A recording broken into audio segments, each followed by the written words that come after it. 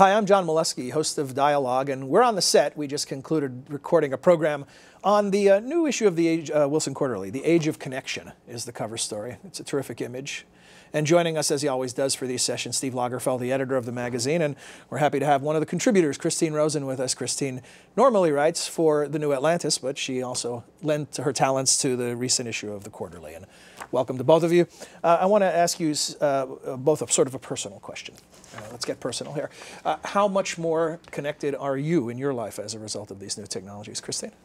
I'm definitely a great deal more connected. In a meaningful way? In a meaningful way, no more than I was, though. With the intimates of my life, I still prefer to see face-to-face or speak to on the phone if they're not geographically nearby. So more friends, just not more intimate friends. Right.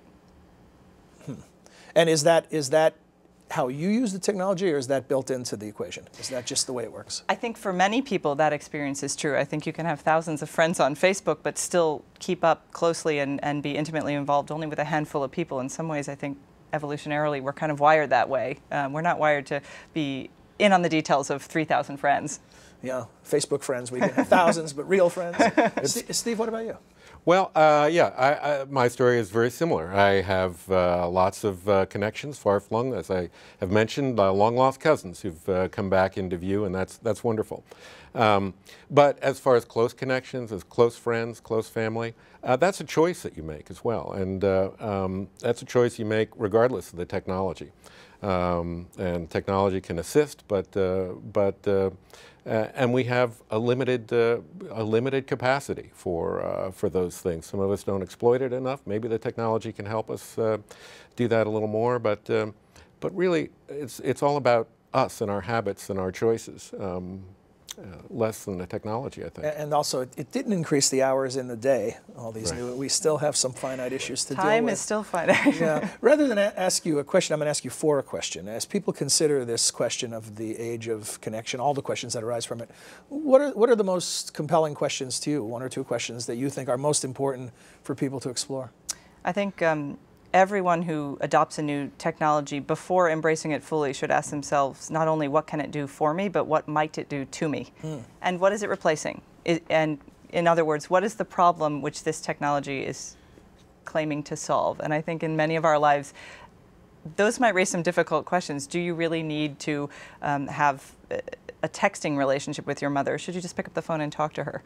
So I think those are the kinds of questions we should ask about any new technology that we are going to adopt. Yeah, that's a great thought, because often the sales pitch is create a problem that this will solve. Whether you agreed it was a problem in the first place is another question.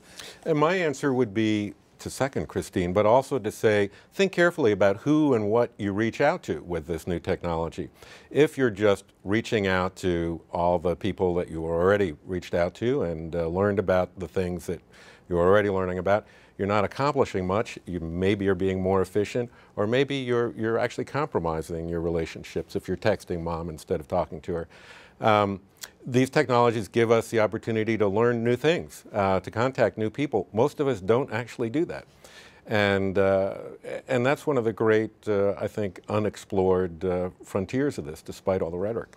I've enjoyed reconnecting with most people other than the ones I owe money to. That's before we break, the new book you're working on. Tell us, give us a preview. What is the book about? Well, it's basically, it started as a question, which is, you never hear a phrase anymore. It's called, you had to be there. People used to say that. We don't say that anymore. Why not? Because I think we live so many experiences in our lives are mediated through technology. We never feel like we aren't there. But how is that changing us? And it's a book that explores on a number of levels. I look at how simulation has changed professions like architecture and medicine, how the decline of face-to-face communication is changing our behavior with each other, how public space has been transformed by our use of mobile technologies. So it's a pretty broad themes, but it touches on a lot of these important questions that I think are raised in this issue. So when is it coming out? It should be 2013, 2014. Good. We'll look forward to it. We'll have you back to talk about it. Steve, it reminds me of your essay in here about is there any such thing as being in a remote location anymore? Right. We're everywhere at the same time. That's right. Well, that was prompted by one of my editors and also a writer who was out in the Alaskan outback editing a piece on her iPhone. It doesn't matter where we are. But wherever you are, if you'd like to hear more from our guests, visit us on the web at wilsoncenter.org, and there you can find tabs for Dialogue, where you can find a complete 30-minute program with Christine and Steve, and you can also find information on the Wilson Quarterly and how to subscribe to it for those of you who still like to read magazines and not just read off a web screen.